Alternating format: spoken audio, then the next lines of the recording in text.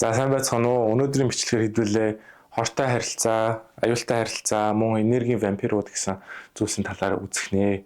Ер нь бол гол зорилго нь харилцаан дээр өөрийгөө хамгаалаад өөрийнхөө энергийг яаж алдахгүй авахын талаар үзэх нэ гэсэн үг. За тэгэхээр энэ хичээл маань дотоод гал цуурлын 2 дахь хичээл болж байгаа. Дотоод гал гэхээр та үзээгүй бол юу гэсэн үг вэ гэхээр хүн ер нь дотор байгаа бие сэтгэлийн энерги ирч хүчийг л дотоод гал гэж яриад байгаа гэсэн. Өмнөх бичлэгийг үзсэн бол бид нар мөнгөний даалт ухамсарын блокуудыг яаж тайлж, за тэгээ мөнгө, санхүү, ажил, карьердээ ингэ санаа зовж байгаа зүйлсээр дамжуулж энерги алдахаа яаж болох вэ гэдэг талаар үзсэн. Тэгэхээр өнөөдөр бол тэрнтэй адилхан энерги алдахгүй яаж буцаад өөртөө хадгалж авч үлдэх вэ талаар гэхдээ харилцаагаар дамжуулж. За харилцаа гэхээр аюултай, хортой, эрүүл харилцаа гэдэг ингэ хуваацсан байгаа бол энэ хоёрын аюултай, хортой гэдэг харилцаанаас нь энергийн вампирууд үүсдэг. За энергийн вампир гэхээр сонирхолтой санагдаж магадгүй зүгээр л таны энерги чинь сордог хүмүүс хэлж байгаа гэсэн үг тийм. Тэгэхээр одоо та заримдаа мэддэг л ах одоо 30 минут ярьсан ч гэсэн тэр хүнтэй ингээ яриад дуусны дараа аюу ингээ ядарсан байдаг ч юм уу тийм. Тэр хүнтэй харилцахад хэцүү, өвдөлт мэдэрдэг ч юм уу тийм зүйлс байхаар харилцаан дээр таны энерги чинь сороод байгаа хүмүүсийг энергийн вампир гэж нэрлэж байгаа гэсэн. 1000 литр ингээ энерги байлаа гэж бодоход 888 литрийн даалт ухамсарын процессүүдтэй даалт ухамсарт байгаа эмоц, өвдөлт, за тэгээд бодол, санаа, мөн одоо ингээ бие махбод их чинь дотор ингээ маш олон төрлийн даалт ухамсарын процессүүд явагдаж байгаа. Энэ дэр маш их энерги зарцуулагдаад за тэнгүү дараа нь 33 литрийг нь болохоор мөнгөн дээр зарцуулдаг. Харилцаан дээр 44 литрийг бие махбод буюу те одоо хооллох, унтах мөн одоо дасгал хөдөлгөөн хийхэд 34 литрийн зарцуулдаг бол үлдсэн 1 литр буюу маш бага хувь нь те бүр 1000-ны 1 гэдэг чинь 1% ч 0.1% нь л үлдэж байгаа. Энэ 1 литр энерги бид нэр өдөр тутамдаа зарцуулж те одоо өөрийнхөө амьдралын зорилго, хүсэл тэмүүлэл, мөрөөдөлтөд хүрэх гэж зарцуулж байгаа байхгүй. Тэгэхээр уг нь их энергитэй байгаад байдаг. Гэтэл бид нар энерги их алдаад байгаа учраас 1 литрийг авч үлдээд байна. Тэгэхээр өнөөдөр бол харилцаанаас ингээд алдж байгаа, шаардлагагүй алдж байгаа энерги яаж өөртөө буцааж олж авах вэ гэдэг талаар ярилцах нэ. За тэгэхээр хамгийн түрүүний хэлээ аюултай харилцааны талаар үзсгэе. За аюултай гэж яагаад нэрлэж ийм нөхөр хортой харилцаагнаасаа илүү өвдөлт үүсгдэг. Тэгээ илүү нухацтай хандах хэрэгтэй, илүү ноцтой үр дүн сөрөг үр дагавартай тийм харилцаанууд гэсэн. За социопат, психопат, нарциссизм, макиавелизм гэсэн юм үндсэн 4 харилцаа хамгийн аюултай гэж үзэгддэг. Эхний 3 буюу социопат, психопат, нарциссизм гэдэг нь болохоор сэтгэл зүйн эмгэг, зан төлөвийн доголдол гээд онош тавих боломжтой зүйл. За макиавелизм гэдэг нь одоогоор яг аль бие усны эмгэг гэж тооцогдох байгаа. Зан төлөвийн шинж төрөх гэх юм уу? Тийм байдлаар ордог. Гэхдээ адилхан бас аюултай харилцаа үүсэх боломжтой. За тэгэхээр энэ дөрвийн гол аюултай байгаа шалтгаан нь болохоор empathy гэдэг зүйл байхгүй. За эмпати гэдэг зүйлийг хэдүүлээ ойлгох хэрэгтэй. Тэгэхээр энэ юу вэ гэхээр бусад хүмүүсийн мэдрэмжийг ойлгож мэдрэх чадвар гэсэн. Миний хажууд нэг хүн уйлаад тэг гашуудж яхад би тэрийг хараад өрөвдөх, бас дагаж уйтар гуныг мэдрэх, магадгүй дагаж уйлах мэдрэмж надад төрж байгаа. Тэг энэ бол эмпати гэсэн. Тухайн хүн бусдыг ойлгох энэ чадвараас үүсээд бидний бас одоо энэ нийгмийн харилцаа, за хүн төрөлхтөн буюу Homo sapiens гэдэг энэ зүйл амтан овгоор амьдрах боломж үүссэн гэж бас ярьдаг. Хэрвээ бусдыг ойлгох чадвар байхгүйсэн бол яах нь 150 хүн ч юм уу 180 хүн нийлээд нэг овог үүсэх боломжгүй байсан байгаа байхгүй. Тэгэхээр нэг талаас бидний нийгмийн харилцааг маш сайн зохицуулдаг чадвар болчихж байгаа. За хоёрт бол одоо ёс зүй, бусдыг инэрч хайрлах, зөөлөн хандах ч гэх юм уу тэр шудраг ёстой байх, ёс зүйтэй байх, хүн чанартай байх энэ шинж төрхүүдийн гол үүсгэр нь эмпати болчихж байгаа гэсэн. Яг үхээр би хажууд байгаа хүнээ ойлгохгүй бол тэр хүнийг өвдөхөд амар болчихно тийм. Тэр хүнийг би өвдөхөд байгаад нөгөө хүн болооч яагаад уйлаа гашраад яхад тэрийг би ингээ өрөвдөх сэтгэл үүсэхгүй эсвэл тэр хүний өмнөөс нь би мэдэрч тий одоо би энэ өвдөлтийг энэ хүнд өгөхөөр энэ хүн өвдөж байгаа даа гэдгийг ойлгохгүй байх юм бол тэр хүнийг өвдөх амархан болчихж байгаа гэсэн. Тэгтэл зарим хүмүүст эмпати гэдэг энэ чадвар нь үүсэхгүй эсвэл маш сул байдаг байх нь. За ийм тохиолдолд байхгүй байгаа тохиолдолд социопат, психопат, нарциссизм, макиавелизм гэдэг энэ 4 төрлийн аюултай харилцаа үүсэх боломж гарч ирдэг байх нь байна. Социопат гэдгийг хэлээ ярилцъя. Социопат гэдэг бол ихэнх одоо гэмт хэрэг хийдэг хүмүүст бол байдаг сэтгэл зүйн шинж төрх. За ер нь бол гол шинж чанар нь юу вэ гэхээр хариуцлахгүй ямар ч юм удирдлаггүйгээр эмоцоо илэрхийлдэг. Эмоц нь хит их хүчтэй гарч ирдэг те. Гинт уйлдаг ч юм уу, гинт хүмүүстэй уурлаж асдаг ч юм уу те. Ингээд эмоцоо удирдах чадваргүй. За тэгээд бусдыг ойлгож чадахгүй учраас одоо өөрийгөө болон бусдыг өвтгöd байгаагаа ерөөсөй ойлгохгүй учраас ямар ч юм хамаагүй үйлдэлүүдийг дандаа хийдэг те. Жохо хүүхдийн хувьд бол хүн рүү ингээ юм шидээд эсвэл ингээ зөглөө гэж утгад би энэ хүнийг өвтгөж гинэ гэдгийг ойлгохгүй байж болно ш. Заримдаа тийм байдаг те. Тэнгүүд бид нар хүүхдүүдэд за ингээд зохиорч өвддөйн ингээд мама өвдөж байгаа гэдгийг ингээд тайлбарлаж байгаа нь бас нэг талаасаа эмпати үүсгэхэд тусалдаг байгаа таахгүй. Тэгтэл тэрийг хийхгүй болохоор тэр хүүхдүүд ингээд бусдыг өвтгөж чинь өөрийгөө өвтгөж чинь гэдгийг ойлгохгүй учраас том болоод яадаг вэ гэхээр одоо юм гимт хэрэг хийдэг ч юм уу бус хүмүүст худлаа ярих, хуурах, мэхлэх тэр зан чанарууд нь ихсдэг. За тэгээд социопат хүмүүс болохоор бусад хүмүүстэй харилцахад маш хэцүү байдаг. Эсвэл социопат хүнтэй харилцахад бас хэцүү байдаг. Юу хийх гээд юу хүсэж байгааг нь ойлгохгүй эмоц нь нэг дээш нэг доош ингэ савлдаг учраас маш тогтворгүй байдал орж ирдэг. За тэгээ импульс буюу өөрийнхөө ингээд юм хүснээр дураараа ажиллах буюу одоо гинт нэг зүйл хүсэх юм бол тэрийг шууд хийчихдээ. Наан ингэж боддог ч юм уу тунгааж энийг хийвэл ямар үр дагавар гарах болоо гэхээс илүү шууд хийх гэдэг хүмүүс гэж байгаа гэсэн. Хоёр дахь нь болохоор психопат. За социопат, психопат хоёр ерөнхийдөө ойролцоо. Гэтэл психопат гэдэг нь болохоор арай жоохон аюулын түвшин илүү гүнзгийрч байгаа гэсэн. За социопат хүмүүсийн нэг 5% психопат байдаг. Тэгэхээр ингээд 100 хүн социопат шин төрхтэй нэг өрөөнд оруулах юм бол тэрнийх нь 100 хүнийх нь 5 нь илүү аюултай шин төрхтэй буюу психопат, psychopath гэж яриад байгаа тийм төрлийн хүмүүс байдаг бахны. Psychopath буюу психопатны sociopath-аас юугаараа ялгаатай вэ гэхээр илүү одоо харизма өндөртэй. Тэгээ өөрийнхөө үн төрхийг нуух чадвар өндөртэй. Илүү манипуляц хийх чадвар өндөртэй. За тэгээд илүү одоо хүний одоо өвдөлт мэдрэхээс нь таашаал авах байдал нь илүү өндөр. Тэгэхээр бусдыг өвтгөх тий ямар нэгэн байдлаар тарчлан зовоох эсвэл аллаа үлдэх магадлал өндөртэй. За psychopath хүмүүсийн бас таашаал авах мэдрэмж маш илүү бага байдаг социопатаас. Тэгэхээр одоо бидний одоо өдөр тутмдаа мэдэрдэг ад жаргалч гэдэг сэтгэл ханамжтай байдал таашаалуудыг сайн мэдэрч чадахгүй учраас тийм гүн гүнзгий мэдрэмж мэдрэхгүй байгаад яваад хахаар өөрийгөө ямар нэгэн мэдрэмж авахын тулд ийм экстрим зүйлсийг илүү хийх магадaltaй байдаг тийм экстрим гэдэг нь л одоо нөгөө тэр хүчирхийлэл тийм бус хүмүүсийн хийдгүү олон нийтийн ингээд дургуй зүйлсийг хийж тэрнээс ямар нэгэн мэдрэмж авах магадлал өндөртэй гэсэн. Тэгэхээр psychopath, psikopat хүмүүс болохоор serial killer буюу те одоо алуурчин хүмүүс ч гэдэг юм уу байх боломжтой. Баримтат кино Netflix дээр зөндөө гардаг баримтат кинод байгаа те. Тэн дээр яадгүй тийм serial killer хэрэг чи олон дараалж хүн алсан тийм алуурчнуудыг талаар баримтат кино гарахаар ихэнх хүмүүсийнх нь шинж төрх нь энэ психопаттай нийцж идэг байх нэ. Социопат, психопат хоёр ерөнхийдөө адилхан дөө одоо мэдрэмж байхгүй, эмпати байхгүй, өөрийнхөө мэдрэмжийг бас удирдах чадахгүй, хариуцлахгүй, гинтийн иррационал үйлдэлүүдийг хийдэг. Гэхдээ психопат нь илүү тий арай гүнзгий аюул учруулах магадaltaй байдаг байна. За гурав дахь нь нарциссизм гэж байгаа. За нарциссизм гэдэг бол дэлхийд даяар нэг нийт хүмүүсийн 6.5% байдаг гэдэг бол судалгаа байна. За тэгэхээр тэр 100 хүн тутмын 6-аас 7 нарциссист шин төрхтэй байна гэсэн. Гол үндсэн шин чанар нь болохоор би бусдаас илүү чухал, илүү дээгүр, илүү онцгой хүн гэдэг мэдрэмжтэй. Тийм учраас хоёр дахь итгэл үнэмш нь болохоор бусад хүмүүс намайг шүтэж, дандаа анхаарал халамж тавьж, за дандаа минийхаар байх ёстой. Тэ миний хүсэл хэрэгцээ дандаа хангаж өгөх ёстой гэдэг ч юм уу, тэ. Эрх ямны мэдрэмж байна гэсэн.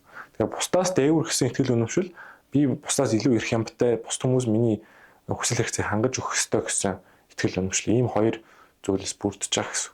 За нарциссист хүн гэхээр ихэнхдээ хүмүүс яах нь одоо өөрийгөө дөвөөлгөж ярьдаг ч юм уу те бусдад гайхуулахыг хүсдэг. Тийм зүйлийг төсөөлдөг. Тэр нь бол үнэн. Тэр чинь болохоор ил төрлийн нарциссизм болчихж байгаа. Гэтэл нөгөө талдаас даалт нарциссизм гэж бас байдаг байна. Тэгэхээр ил даалт гэсэн хоёр байдлаар илэрч гарч иж болно. Ил нарциссизм гэдэг нь болохоор яг нөгөө бидний мэдж заншсан бус хүмүүсийг доошоо хийх гэдэг ч юм уу те үн цэнийг мэдрэмж төрүүлээд өөрийнхөө үн цэнийг ингэж дүгийлгэж гаргах дуртай хүмүүсийг хэлж байгаа гэсэн. Гэтэл даалт нарциссизм гэдэг нь болохоор яг заавал ингээл бусдын нүдэн дээр одоо ил тодор өөрийгөө магтаж дуулахаас илүү дотроо бол би бусдаас илүү дотроо бол одоо бус хүмүүс миний хүсэл эрхцээг хангаж өгөх ёстой гэсэн итгэл үнэмшилтэй. Тэгээд тэрийг гаргаж харуулахгүй те бус хүмүүс амархан гомдох ч гэдэг юм уу, бус хүмүүст хитрхи хүлээл тавих ч гэдэг юм уу, харилцаанд чи ингэсэнгүү чи надад ингэж гоё хайрлагцсан мэдрэмж төрүүлсэнгүү, онцгой мэдрэмж төрүүлсэнгүү. Тийм учраас чиний буруу гэж бусдыг гэмшүүлэх байдлаар илүү хандах гэдэг гэсэн. Тэгэхээр чимээгүй хүн ч гэсэн нарциссист байх боломжтой гэсэн. За тэгээд дөрөвт нь болохоор Макиавелизм гэж байгаа. Энэ болохоор яг Макиавелли гэд хүн ном бичсэн байдаг. Тэр нь болохоор ерөөхдөө гол санаа нь болохоор би өөрийнхөө дайсныг ямар ч аргаар хамаагүй буулгаж авах хэрэгтэй гэсэн тийм практик онол, тийм ёс зүйгүй байсан ч хамаагүй, ямар ч аргаар хамаагүй бусдыг өөрийнхөө иргэшэлд оруулах хэрэгтэй ч гэх юм те. Тийм гол санаатай ном бичсэн баггүй. Тэр хүний нэрэл Макиавелизм гэж нэрлэгдсэн байгаа гэсэн. За Макиавелизм гэхээр социопат, психопат, нарциссизмаас ялгаатай зүйл нь болохоор өөрийгөө удирдах чадвар илүү сайн. За социопат, психопат хүн бол ялангуяа одоо нэг дургуун хөрөнгөө тэр хүнд хүчрхийлэл үлдэх ч юм уу те, нэг дургуун хөрөнгөд аллаа үлдэх магадлал өндөртэй буюу хариуцлагагүй үйлдэлүүдийг гаргах те, өөрийгөө удирдах чадахгүй байгаа зан чанартай гэдэг бол Макиавелизм болохоор хамгийн гол зүйл нь урт хугацааны төлөвлөгөө гаргаад те, яг дургуун хөрөнгөө тэр хүнийг одоо алахгүйгээр те, нэг төлөвлөгөө боловсруулж байгаа 3 юм уу 5 жилийн дараа ч юм уу өшөөгөө авах ч тийм те. Урт хугацааны төлөвлөгөө боловсруулж тэрэн дээрээ ёс зүгөө ямар нэгэн хэм хэмжээнд баригдахгүйгээр тэгээд ийм бусдад мэддэхгүйгээр нууцаар манипуляцийг ашиглаж өөрийнхөө зорилго төрдөг хүмүүсийг хэлж байгаа гэсэн. За тэгээд бас адилхан эмпати байхгүй учраас яг нь бусдыг өвдөхөд бол биелэв. За энэ дундаасаа бол хамгийн одоо эмзэг нь бол нарциссизм гэж би бол харж байна. Нарциссизмын гол бас нэг сул тал нь болохоор эгоны эмзэг байдал гэж яригддаг. Тэр нь юу вэ гэхээр би бусдаас илүү чухал хүн, онцгой хүн гэдэг итгэл үнэмшил байгаад байдаг. Гэтэл олон хүмүүсийн дунд орохоор яах нь нөгөөдөл нь өөрийг нь энэ нэг тэнэг юм гэдэг ч юм эсвэл жирийн нэг хүн шиг харьцахаар нөгөө энэ нарциссист хүн ч юм ахад тэрийг маш хүн дээр хүлээж авдаг. За би уг нь онцгой хахад намайг яагаад ингэж онцгой гэж хандахгүй байна? Надад яагаад анхаарал хандуулахгүй байна гэдэг ч юм уу тий. Тэгж ханддаг учраас эгоны эмзэг гэдэг нь болохоор өөртөө готрах ч юм уу, эсвэл бус хүмүүсийг шууд буруутгаж эхлэх. Чи намайг муухай хандлаа, надтай онцгой гэж хандсангүй гэдэг ч юм уу, амархан гомдох ч юм уу. Ийм байдлаар хамгийн эмзэг эготой гэж яригддаг байна. За тийм байна. Тэгэхээр бид нар өнөөдрийн хичээлээр үзэж байгаа зүйлс болохоор юу гэхээр энергийн вампир гэж яриад байгаа. Энэ харилцаанд танд аюул учруулдаг, өвдөлт учруулдаг хүмүүсийг олж мэдээд өөрийгөө хамгаалж сурах гэж шүү дээ. Тэгэхээр хамгийн түрүүнд мэдэх ёстой зүйл болохоор аюултай дөрвөн харилцаа байдаг байна.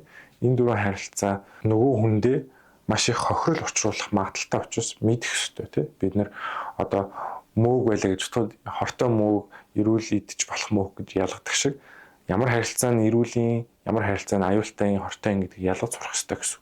Энэ чинээс яаж өөрийгөө хамгаалах вэ гэдэг талаар бас ярилцъя. Энэ аюултай дөрвөн харилцаа буюу тий социопат, психопат, нарциссизм, макиавелизм гэдэг дүрм байна.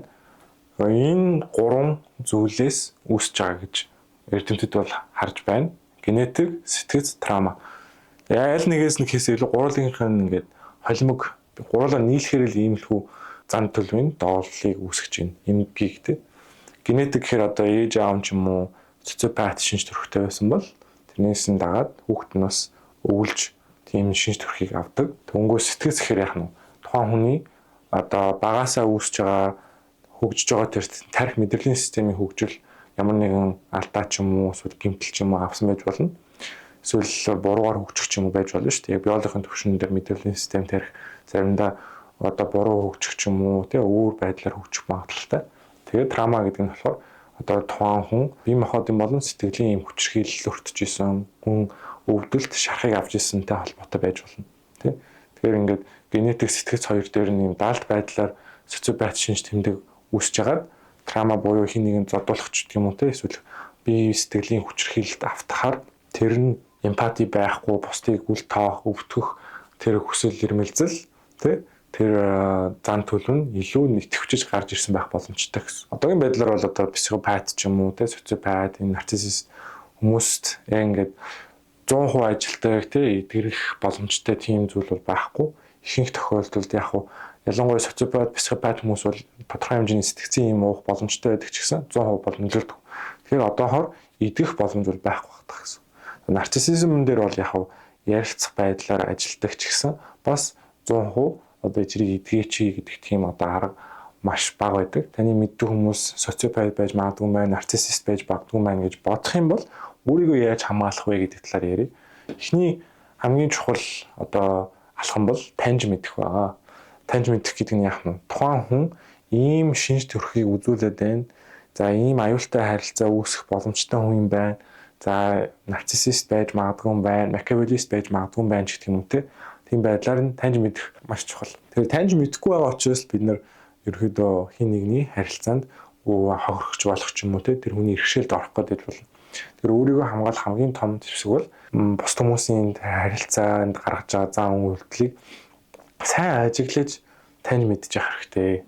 За хоёрт болохоор зай барих аягүй чухал. Зай барих гэдэг нь болохоор болж өгвөл боломжтой бол тэр хүмүүстэй харилцааг эхлүүлэхгүй байх. Эсвэл харилцааг ингээд холоос хийх, хэд тотомсохгүй байх нь маш чухал. Ялангуяа энэ психопат, социопат хүмүүст бол нэг харилцаанд орчхоор тэр хүмүүс ингээд тэр харилцаанд өөрийнхөө дураарч гэдэг юм өөрийнхөө эрх ашигыг авахын тулд тантай ингээд зууралдаж үлдэх гэж болно. Тэгэхээр заавал юу нь бол зай барих хэрэгтэй. За зай барихтай нэмж хэлэх зүйл бол өөрийнхөө хувийн мэдээллүүдийг өгөхгүй байх хэрэгтэй. За гуравт болохоор үйл твчих гэж байгаа. Үйл твчих гэдэг нь яагаад гэж юм вэ гэхээр одоо зарим харилцаан дээр хүмүүс болохоор за твчээ за энэ ч одоо гайгүй л үү дээ ингээд болчихгүй л үуч гэх юм уу. Эсвэл энэс дахиж одоо ийм байдлаар намайг өвтөхгүй байх гэдэг ч юм байдлаар хандах гэдэг. Гэхдээ тэр бол яг нь тодорхой хэмжээний эрүүл оюун ухаантай ч гэдэг юм уу эсвэл эмпати өндөртэй хүмүүстэй л тэгж харьцах нь зөв. Эмпати байхгүй ч гэдэг юм хүмүүс энэ аюултай харилцааны дөрвөн төрлийн хүмүүн дээр таны өвтгчөд тэгээд таны төвчээд байх юм бол тэр өвдөлтийг улмал ихсэх гэж оруулах гэсэн үг. Таны өөртөө улмал иргэшээлтэд оруулаа. Таныг илүү контролдох, өөрийнхөө хохирогч болох талаас нь илүү хандах учраас та төвчээд байх юм бол тэр чин тэр хүн нөгөө хүн хүн төвчж чинь ингэдэ болохгүй. Төвчж байгаа юм бол дахиад нэг ихсгээд үзье гэж л хандах учраас төвчгүй л байх нь аюул чухал. Тэг энийг би хүлээн зөвшөөрөхгүй гэдгийг хэлэх нь аюул чухал. За дөрөвт нь болохоор хил хязгаар гэж байгаа. За тэг үнэхээр шаардлагатай ч гэх юм уу те харилцаа үүсгэх шаардлагатай болоод үнэхээр ийм төрлийн зүйлстэй нүр тулж ах юм бол нөгөө тэр аюултай харилцаа үүсгэж байгаа хүндээ хил хязгаараа тогтоох нь маш чухал. Би энийг ч хүлээн зөвшөөрөхгүй. Чи ингэж болохгүй. Чи надад ингэж худлаа ярьж болохгүй. Намаа ингэж манипуляц хийх гэж оролдож болохгүй. Эсвэл надад ийм байдлаар өвдөл үүсгэх гэж оролдож болохгүй. Би энийг ч хүлээн зөвшөөрөхгүй байж болохгүй. Тэгээ энийг чи өөрчлөх ёстой ч гэдэг юм уу. Ийм байдлаар шаардлага тавих, хил хязгаараа тогтоох нь маш чухал байх нэ. Тэгэхгүй болохоор дахиад хил хязгаар тогтоохгүй, аль нь зөв, аль нь буруу энэ зүйлийг хийж болох юм уу гэдгээ ингээд тодорхойгүй тийм харилцаа байх тусмал нөгөө тэр социопат хүмүүс ч гэх юм уу нарциссист, макиавеллист хүмүүс чинь тэр хил хязгаарыг чинь даавах, хил хязгаар байхгүй бол би өөрийнхөө хүснээр аашлие гэдэг ч юм уу байдлаар хандах гээд байна гэсэн. За хамгийн сүүлд хариуцлага тооцох гэж байгаа буюу одоо ингээд ийм харилцаа үүсээд ямар нэгэн байдлаар танд хохирол орчуулдаг ч юм уу те эсвэл ингээд хил хязгаарыг чинь даавах, хувийн орон зай чинь халдах гээд байх юм бол дарагдаа хэлэх, хүний нөөцтэй хэлэх те эсвэл ийм хууль шүүхийн байгууллага цагдаад хэлэх хариуцлага тооцох ч юм уу ийм зүйлсээр идэвхтэй хандах хэрэгтэй. Тэгж өөрийгөө хамгаалах орон зай боломжийг үүсэхгүй л бол аюултай харилцаанд та өвдөлтийг мэдрэх хохирч дуусах магадлал өндөртэй байдаг. Тэг. Психопат, социопат хүмүүс, нарциссист, макиавеллист хүмүүс болохоор таныг бодохоосоо илүү өөрийн эрх ашигыг л хангахыг хүсэж байгаа учраас тэр нөгөө хамгаалтгүй хүмүүсийг маш их онилдог байна. Тийм учраас энергийн вампир дундаа энэ дөрвөн төрлийн аюултай харилцаа хамгийн их энерги сордог, хамгийн их өвдөлтийг учруулдаг. Би өөрийнхөө хувийн амьдралаас хуваалцаад манай Америкт байсан их сургуульд психопат буюу psychopath зан төрхтэй нэг 2 хүүхэд сургуулиас хөөгдөж исэн. Ер нь хоёулаа эрэгтэй, тэгээд 3-4 эмэгтэй хүүхдэд хүчирхийлэл, занал хийл үйлдсэн шалтгаанаар шалгагдаад тэгээд сэтгэл зүйчтэй уулзаж одоо тест бөглөх сэтгэл зүйч хүмүүс одоо ямар нэгэн байдлаар ийм шинж төрхүүд байна уу гэдгийг шалгаад байна гэж үзээд тийм шалтгаанаар сургуулиас хөөгдөж исэн. Яг үхээр тэр чинь ингээд бос хүмүүсийн аюулгүй байдал маш их халтж байгаа тийм. Тэгэхээр психопат хүмүүс бол тодорхой хэмжээгээр байдаг. Тэрийг бол одоо олж илрүүлэх боломжтой байх нь байна. Макиавеллист, нарциссист хүмүүс удирдах албан тушаалд очих дуртай. За нарциссист хүмүүс бол бусдаас анхаарал авахыг хүсэж байгаа учраас олонний дунд орж тийм анхаарлын дунд орох өндөр хүсэл эрмэлзэлтэй байдаг. Тэгэхээр тийм зүйлс ажиглагдаад ирэх юм бол за ийм нарциссист байна уугүй юу гэдгийг сайн ханжаарчлах хэрэгтэй. Тэгээд одоо хажууд байгаа хүмүүсээ хамгаалах болон өөрийгөө хамгаалахын тулд энэ шатуудаар ингээд явах боломжтой байна. Гэхдээ энэ дээр бол шууд хариуцлага тооцоосоо их гадна 1 2 3 4 5 гэдэг ингээд дараалалаар нь явуул зүгээр. Тэгэхгүй одоо гинт дөрвөлөө ч юм уу 5 руу орчхоор жоо хэцүү байх гэдэг. Яагаад тэгэхээр харилцааг шууд хөндрүүлчихнэ гэсэн. Тэгэхээр харилцааны одоо өөрийгөө хамгаалах техник бол алхамаар нь. За нэгдүгээр алхам хийгээд болохгүй бол хоёрдугаар алхам хийгээд болохгүй бол гуравдугаар алхам хийгээд гэдэг ч юм уу те. Энэ escalation, de-escalation гэж ярддаг юм шатаар бууж байгаа өсөж байгаатай адилхан нэгний алхмаар нь явж явах хэрэгтэй. Хамгийн сүүлд хэлмээр байгаа зүйл бол ийм аюултай харилцаа тохиолдсон байлаа тэр хүнд таны ажиллаж байгаа хүн тийм шинж төрөх байлаа гэж бодоход өө чи социопат байна, чи психопат байна гэж хэлж бол болохгүй нэгт та өөрөө сэтгэл зүйч биш учраас тэгж дүгнэлт онж таах ирэх байхгүй. Хоёрт нөгөө хүн тэгээ хэлчихээр тэр хүн яаж хүлээж авах нь айгүй тодорхой биш.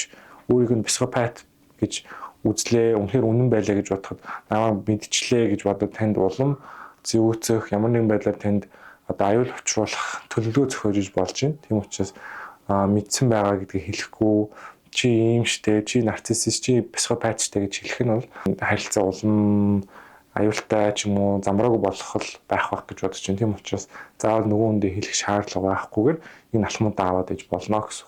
За тэгэхээр хэдүүлээ дараа нь хортой харилцааны 9 шин чанарыг бас үздэсгэе. Хэдүүлээ аюултай харилцаа гэдэг нэлээд нухацтай зүйлийг ярьсан бол одоо бас хортой харилцааг ярих нь байна. Яг нь аюултай харилцаа бодвол өвдөлтийн хэмжээр багч гисэн стил хортой байх нэ. За хортой харилцаа гэдэг зүйл дээр хамгийн түрүүнд гарч ирдэг 9 манипуляцийн тактик, манипуляцийн үйлдэл, таны хуурж мэгтэлж хэрэгшээлдээ оруулахыг оролцож байгаа үйлдэлүүдийг ярих нь байна. За нэгт нь болохоор love bombing гэж ярьж байгаа. За монголоор бол хайраар бөмбөгдөх гэсэн. Хайраар бөмбөгдөх гэдэг манипуляцийн тактик яадаг вэ гэхээр ялангуяа хосын харилцаанд байж болно. Тухайн хүнтэй эхлээд ингээд харилцаж байхдаа маш их гоё анхаарал хандуулаад өдөр болгон гоё бэлгэсэл бэлдээл гэдэг ч юм уу те. Эсвэл өөрийг нь гоё магтаал ингээд анхаарал халамж тавьж инхрийлж хайрлаж байгаа л магадгүй тэр нэг 2 сар үргэлжлээд тэгээд жоо хөндөрөөд эхэлдэг. Хөндөрөөд эхлэхээр нөгөө хүн юу гэж боддог вэ? Ингээд надтай гоё байжсэн хүн чи яа гинт өөрчлөгдчихвөө гэж бодоод миний буруу юм бахта би юу буруу хийчихвэ гэж бодод эхэлдэг. Тэгээд өөрийнхөө тэр зайг барьж хөндөрч байжгаад нэг 3-4 сарын дараа дахиад буцаад хайраар бөмбөгдөд эхэлдэг гэсэн үг. Тэгэхээр хайраар бөмбөгдөж жоод хайраар ингээд бураагаад ингээд хоол өгөхгүй байгаа юм шиг ингээд юм өсөж ин гэсэн хайраар үлсгөөд тэгснэ гинт хайраар бөмбөгдөд хайраар үлсгөөд ингээд дээш доош болгоод байгаа зүйлийг бас хортой харилцаанд оруулдаг байна. Яагаад гэвэл тэр хүн нөгөө хүнийхээ сэтгэл зүг дээш доош савлуулж байгаа буюу нэг талаасаа өөрийнхөө иргэшээлт нь оруулж ийн нөгөө талаасаа өөртөө донтуулж байгаа гэсэн. Яг нь жоохон хайр өгжсэн нөө гинт өсгснөө гинт хайр өгöd ахаар чинь казинод хүн мөнгө олоод мөнгө алдцтай адилхан донтуулах зан чанар руу оруулдаг байна гэсэн. За хоёрд нь болохоор дуугаа урах буюу silent treatment гэж ярьдаг. За дуугаа урах гэдэг нь болохоор тухайн хүн тэгээ ямар ч харилцаан дээр үж болно уурс үедээ нөгөө хүнтэйгээ бүр ярихгүй ингээ 3-4 өдөр болдог ч юм уу 7 хоног 14 хоног ярихгүй байчих болно гэсэн. Энэ хүн Монголд бол жоохон түгээмэл харагддаг. Тэгээд сүүл рүү нормал гэж бодогддог гэж магадгүй. Гэхдээ энэ бол хортой харилцаанд ордог хнэ. Яагаад гэвэл эрүүл харилцаанд бол яах вэ гэхээр би чамд уурсан байна. Ийм шалтгаанаар уурлаа. Би тэгээд одоо надад ганцаараа байх цаг хугацаа хэрэгтэй байна. Чамтай яахыг хүсэхгүй байна гэд хэлж хэрэгтэй. Тэгэхээр айгу нөгөө хүндээ тодорхой ба штэ. Гэтэл тэгж хэлэхгүй юу болоод байгааг нь мэддэхгүй, юунд дуурсан нь мэддэхгүй. Зүгээр дугаа хураагаад нөгөө хүнийг ингээ баг ингээд байхгүй байгаа юм шиг жүжиглээд үл тоогоод байгаа нь хажууд байгаа хүнд нь сэтгэлийн дарамт болж очдог. Хоёрт харилцааг ер нь бол аврахад хэцүү болгодог. Гуравт нь болохоор яг passive aggressive гэдгийг би орчуулаад яажлах гэж л. Тэр нь үсүү гэхээр одоо өөрт таалагдахгүй байгаа зүйлсээ шууд ингээд эвтэйхэн тайвнаар хэлэхгүйгээр заавал ингээд яажулж хэлдэг те. Би чи одоо намайг хүндлэхэ болцсон юм байна те гэдэг ч юм уу те. Эсвэл би чиний хувьд ингээд чухал хүн биш юм байна те. Тийм учраас чи ийм зан гаргаж байгаа юм гэдэг ч юм уу яажлах байдлаар хэлэхээр харилцаа үүсдэг вэ. За дөрөвт нь барьцаалах. За ээж аав нар бас хийдэг бах. Хосын харилцаанд ч гэсэн байдаг, найз дээр ч гэсэн байдаг. Чи үнэхээр миний сайн найз юм бол ингэж өгчих гэдэг юм. Тухайн хүний харилцаа эсвэл эмоцийг нь дамжуулаад барьцаалж ах гэсэн үг тий. Чи надад хайртай бол ингэх ёстой. Эсвэл чи намайг хүнддэг юм бол ингэх ёстой тий. Эсвэл ээжтэй хайртай бол гэрээ цэвэрлчих гэдэг юм.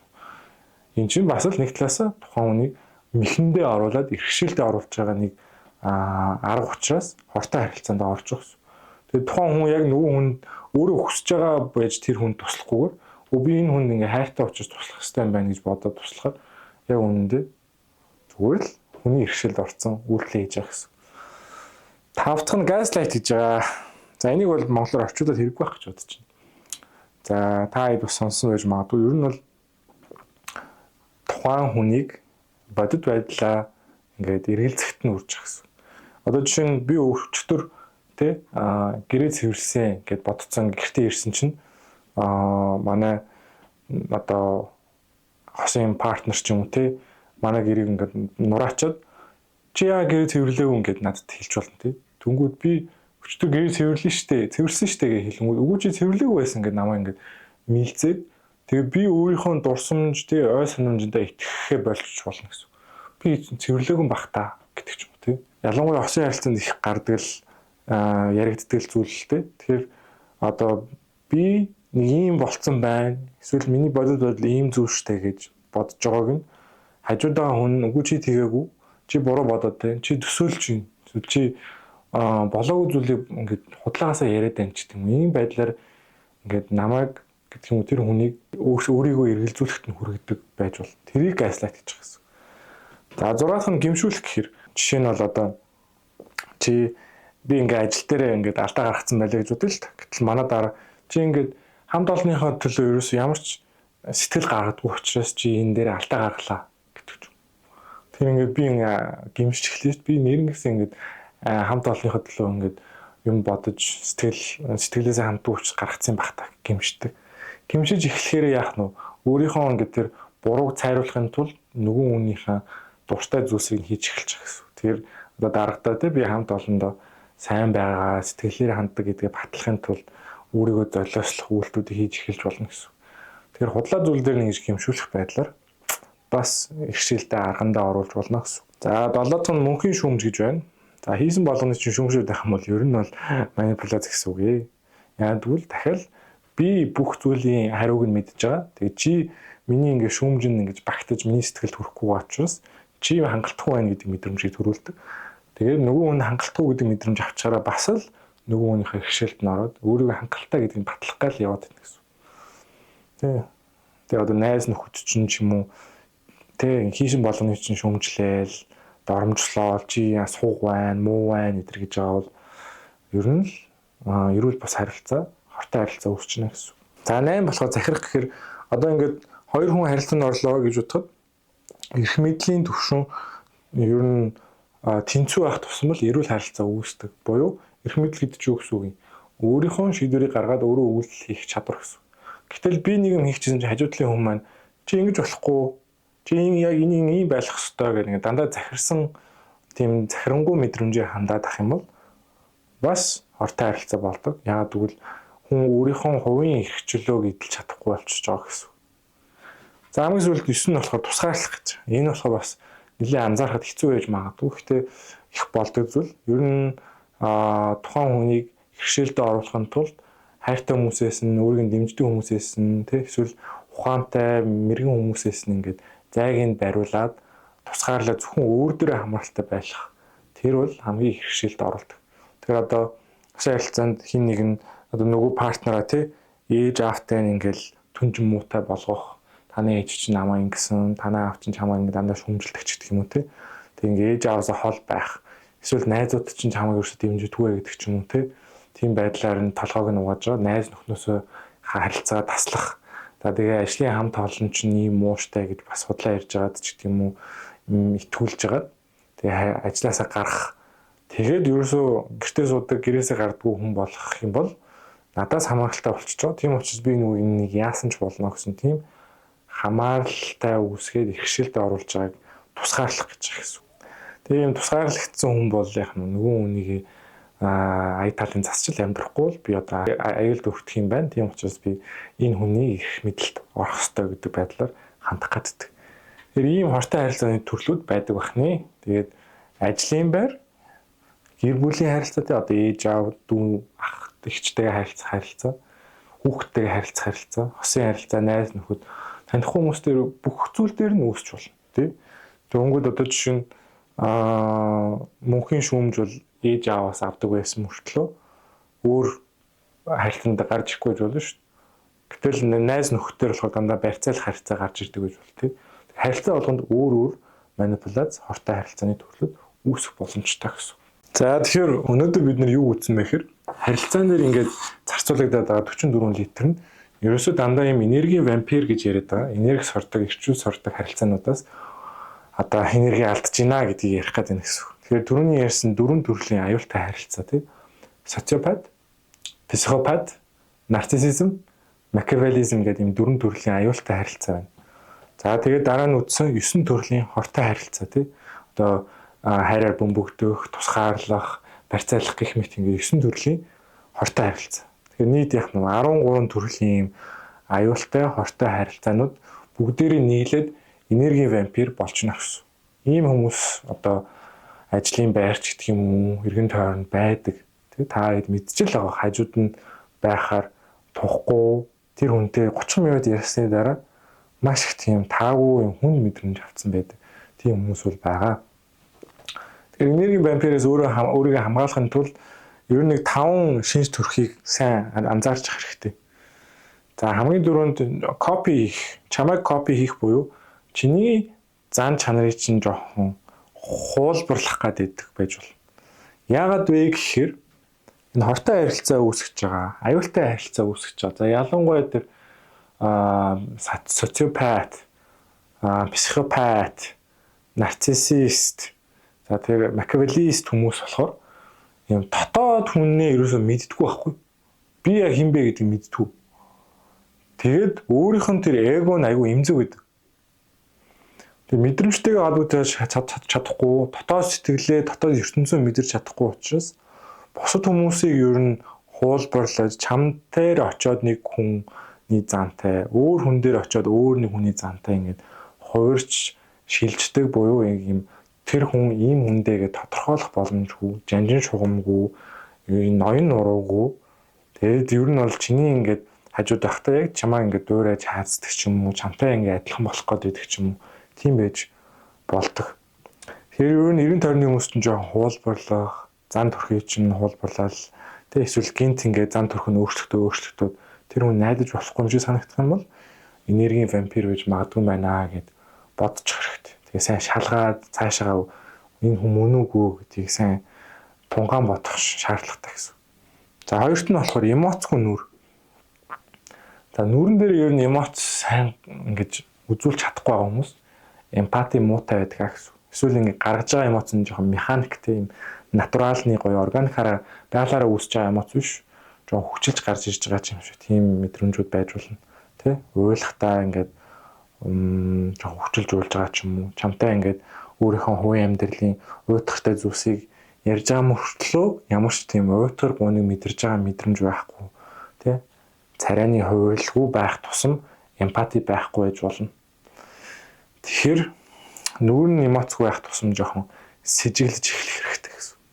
За гуравт болохоор зовлон тэнцүү баяр буюу одоо чи ингээл нэг амар зовоод ангууд тэр хүн ингээл баярлаад ээж болно шүү. Эсвэл тэр хүн нэг ингээ ажиглаж яхад өөр нэг хүн ингээл муугаар Тэ ямар нэгэн хайртай дотны хүмүүс нь нас орох ч юм уу ийм хүнд хэцүү зүйл тохиолдсон хүнийг харахтаа одоо чиний хажуудлын хүн ингээл баярлалах юм бол ер нь бол эмпати муу байна. Дахиад аюултай харилцааны үүсгэр байх боломжтой байна гэж бодох хэрэгтэй. Тэгээ би стресстэд тэр хүн баярлдаг байж болно. Хажуудлын хүн уйтгарлаж гуниглаж хайртай хүнээ алдахад уурлахад айц мэдрэхэд тэр хүмүүс тэрийг ингээд ямар гоё юм те энэ хүн ингээ айж ийна гэж хүлээж авах юм бол ерөнхийдөө психопат ч юм уу байх боломжтой гэж харах хэрэгтэй.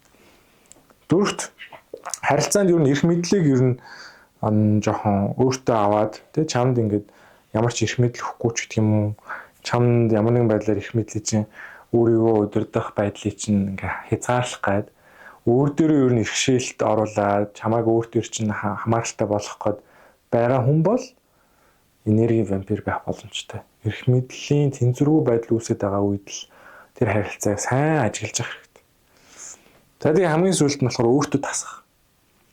Манипуляц хийж байгаа хүмүүс ер нь л манипуляц буюу тэр уран ов мэхээ анзаарахгүй байхыг л хүсдэг. Тийм учраас ингээд маш башир аргаар үздэг л те. Тэгээд одоо өөртөө дасна гэхээр юу яах вэ? Одоо тэ дандаа бэлэг сэлт өгж болно. Эсвэл ингээд шалтгаангүйгээр чам мөнгө өгж болно. Шалтгаангүйгээр ийш тийш дагуулж авч явж ингээд гой газар үзүүлэн үзүүлээ гэдэг ч юм те. Эсвэл ингээд ажил дээр шалтгаангүйгээр ингээд албан тушаалыг чинь нэмэх ч юм. Ийм байдлаар ингээд өөртөө тасгах, өөртөө ингээд уруулах, өөртөө донтуулах маягаар хандах гэдэг юм бол энергийн вампир байж болно гэсэн. Энэ та бүгдээрээ энергийн вампирийн шинж тэмдгүүд. Тэгэхээр энергийн вампир гэж ярьж байгаа зүйл нь ер нь бол одоо биднэрт ингээд байгаа баялаг гэх юм бол бие сэтгэлийн энерги цаг хугацаа л байгаа байхгүй юу? Энэ хоёр зүйл биднэрт байгаа учраас бид нар амьд байгаа. Тэгээ цаг хугацаанд байгаа гэдэг энэ ингээд энерги байхгүй бол яах нь амьдралыг юу амьдарч байгаа гэж тооцохгүй баг. Гэтэл энерги байгаа гэдэг цаг хугацаа байхгүй ингээд нас орчих юм бол яах нь бас амьдрахгүй шүү дээ. Түнгүүд тухайн энэ энергийн вампир хүн чиний хамгийн үндсэн хоёр баялагийг чинь нэг буюу энерги чинь сороод ах юм бол чамд тэ маш их гар цохирол учруулж байна гэсэн. Тэгээ энергийн вампируудаас өөрийгөө сайн хамгаалж авах хэрэгтэй. Тэгээ хамгаалахын тулд түрүү хэлсэн тэ нэрлэж тэр хүмүүсийн зан авирыг сайн зөв тогтын ажиглаж гэрхаа байснараа ер нь өөрийгөө хамгаалах боломж өгсөн. За тэгээд үнэхээр ингээ аюултай харилцаа үүссэн байна. Эсвэл хортой харилцаа үүссэн байна гэх юм бол харилцааны хил хязгаар зайгаа барих, тэг өөрийнхөө талаар мэдээлэл өгөхгүй байх, өөрийнхөө эрх мэдэл иргэшээлт нь тэр хүний иргэшээлд орохгүй өөрийнхөө эрх мэдлийг хадгалж үлдэх, хувийн орон зайг хамгаалах энэ зүйлсийг хийх хэрэгтэй гэсэн. Хэрвээ бид нэр энергийн вампируудад энергиээс соруулахгүй өөрийгөө хамгаалж сурчих юм бол энэ 44 литр энерги буцаж ирээд бид нар яах нь 45 литр энергитэй болоод өөрийнхөө амьдралын зорилго, хүсэл мөрөөдөл, хайртай хүмүүстэй зарцуулах энерги буцаж авчих гэсэн. Энэ бол амьдралын хамгийн сайн сайхан таашаал аж аргалуудын нэг. За тэгэхээр өөрийгөө хамгаалах гэхээр энэ зүйлс ингээ анзаарах хэрэгтэй байна.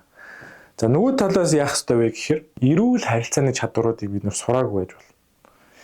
Эрүүл харилцааны чадвар байхгүй бол ер нь энергийн вампируудын хоол болох гэдэг.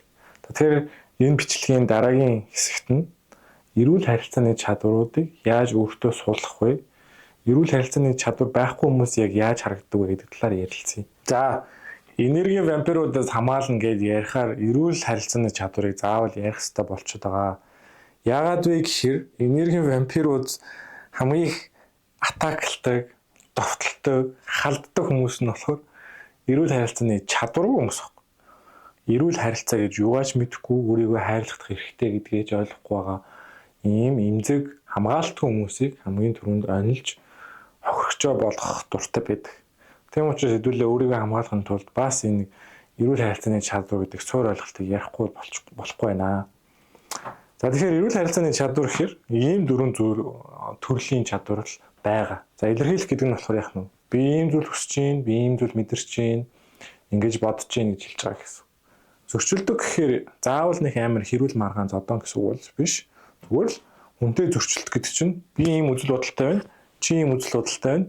Хоёр өөр үзэл бодолтой байгаа. Энийг яаж шийдэх вэ гэдгийг хэлж байгаа гэсэн. Зөрчилдөөн тий ийм хүчирхийллийг оролцуулж болно, оролцуулахгүй ч байж болно. Эрүүл харилцаа гэдэг нь эрүүлээр зөрчилдөх, тайвнаар зөрчилдөхийг хэлж байгаа гэсэн. Гуравт нь халамж солилцох гэдэг нь болохоор халамж өгөх авах. Бус хүмүүст халамж өгнө гэдэг бол эрүүл харилцаа. Бусдаас харин халамж авч тусламж аавна гэдэг чинь ч бас эрүүл харилцаанд орчиж байгаа гэсэн. Хамгийн сүүлд багаар ажиллах, манлайлах тий одоо харизматай байх, бусдыг манлайлж тий багийн өдөртөгч байх. Заавал багийн өдөртөгч байх шаардлагагүй тий баг дотроо ч гэсэн ер нь ийм найрамдалтай яаж амжилтанд хүрэх вэ гэх юм уу энэ зүйл чадварууд орчих гэсэн. Тэгэхээр хэдүүлээ өнөөдрийн хичээлийг энэ дөрвөөс эхний 3-ыг нь үзээд дуусгая. Би яг мөнгөний блок дээр хичээл дээр ярьсан шиг энэ 3 зүйл дээр бид нар далд хумсрын кодууд гэж байдаг. Ихэнх хүмүүс бол одоо илэрхийлэгч байна уу, зөрчилдөгч байна уу энэ зүйлсээ сайн хийж чаддаггүй. Яагаад гэвэл цаана байгаа далд хумсрын кодууд нь өөрийг нь хязгаарлагддаг. Тэгээ одоо жишээ нь энерги вампир ингээд халдлагт нь дайралтанд нь өртлөө гэж бодох яах нь өөрийгөө хамгаалах хийнгүү зарим хүн ингэж бодож болно шүү дээ. Өөрийгөө илэрхийлж чаддгүй юм чи энийг ингээд хав дараад өнгөрье гэж бодож бол эн чинь бас нэг эрүүл бус далд хумсрын код болчих чинь тий. Эсвэл надад ингээд муухан хандаад байгаа хүн миний намайг өөрийнхөө иргэшээлд оруулах гэдэг хүн байж болно. Тэгвэл би энэ хүнд ингээд эсэргүүцэд яахын ер нь зөрчилдөөн үүсэх чинь муу штэ гэдэг ингээд зөрчилдөөнөөс айдаг хүн байж болж. Тэгэл ингээд өөрийнхөө өвдөлтийг хүлээн зөвшөөрөөл ингээд дуугаа яваад ижиж болно. Энэ бол цаана байгаа тэр далд хумсрын кодууд ч ерөөсөө таныг өөрөх чинь ийм амархан өгөөш болох гэдэг гэсэн. Тэгэхээр өөрөх нь тэр кодуудыг сайн өөрчилж сураарай. Тэ өнөөдөр ямар кодууд байна ярилцъя. За тэгэхээр илэрхийлэх харилцааны чадвар гэж ярихаар ийм асуудал дээр ерөөхдөө бол үүсдэг тий. Тэгээ ингээд 0-1 гэхээр бүр нялх байгаа үед хамгийн чухал өөртөө шингээж авдаг далд хумсрын код бол би хайрлах хэрэгтэй.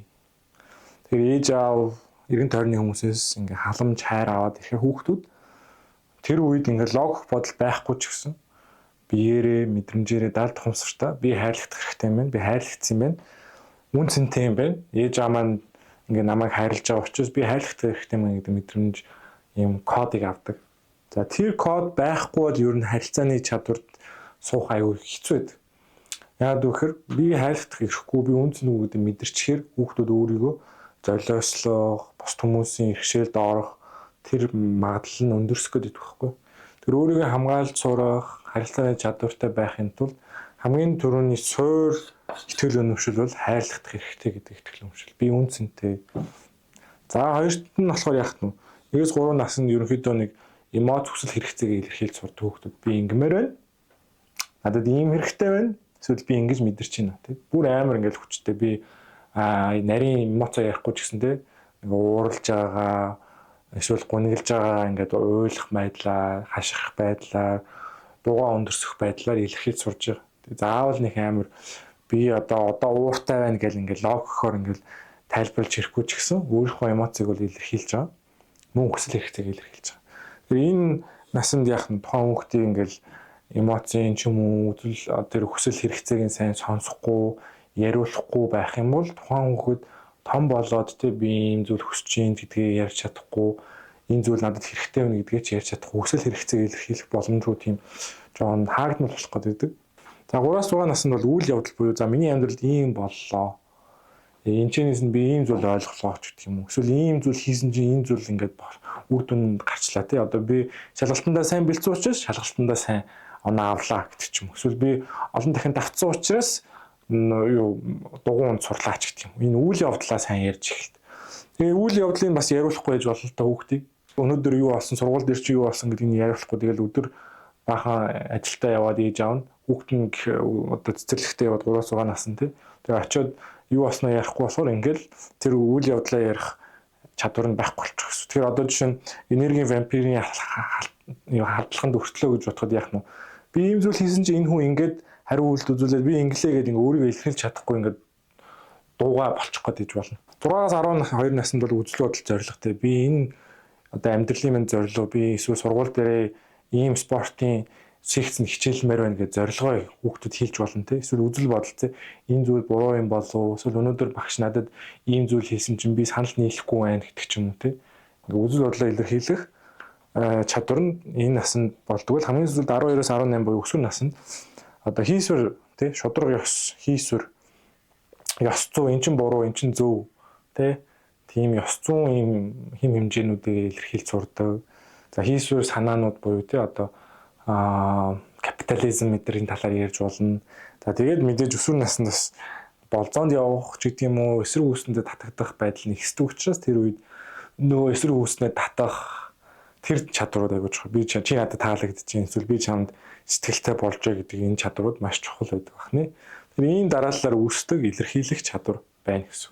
Тэр та ийм бичлэгийг үзэж байгаа бол аль чадвар нь юу байна? Аль насанд нь юу таны илэрхийлэх чадвар хамгийн сайн хөгжсөн бэ? Магадгүй аль насныхын чадварууд нь хөгжиж чадаагүй байна. За тийм бол тэрийг яаж нөхөж болох вэ гэдэг талаар сайн бодож өөртөө тунгаан бодох хэрэгтэй. Тэгжээж ингээд бүтэн байдлаар өөрийгөө хамгаалах механизм үүсгээд хамгаалах механизмаар энергийн вампирт өөртөө өөрөө энергиэс оруулахгүй байх боломж үүснэ гэсэн.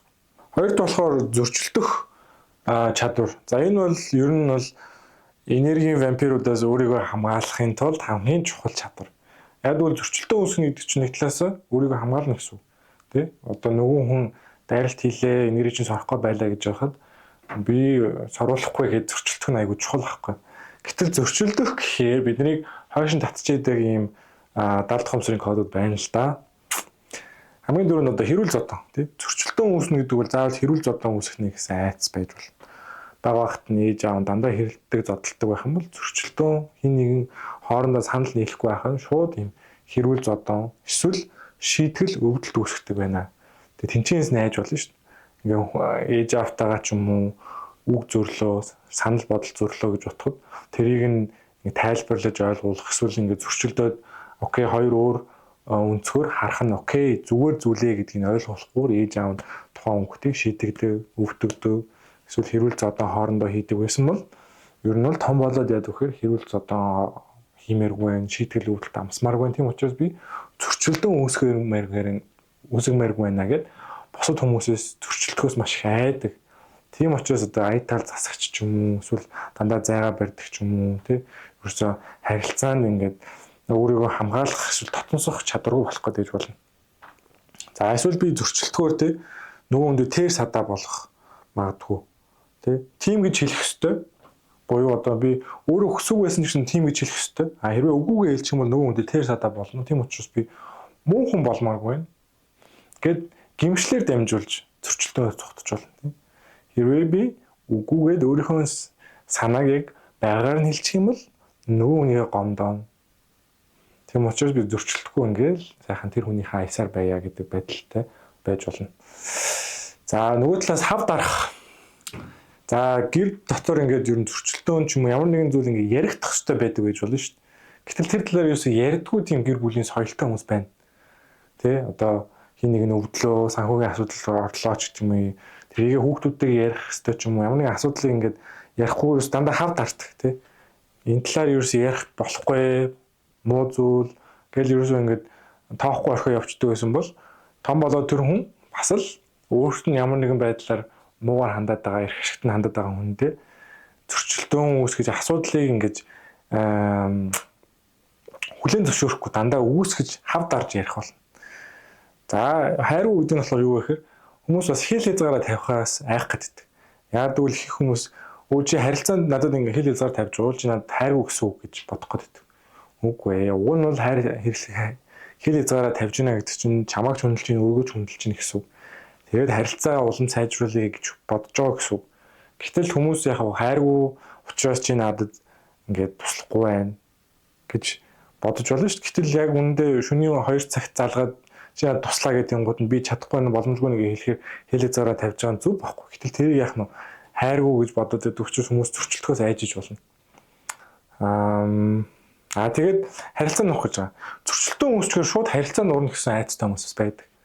Тэгээд тэрийг ерөөсөө шийдэж чадахгүйгээр тэр харилцаа нураад хоёр тал шууд бие биендээ дургу болоод хамгийн муу үр дагаврууд гарна гэсэн айцтай байдаг.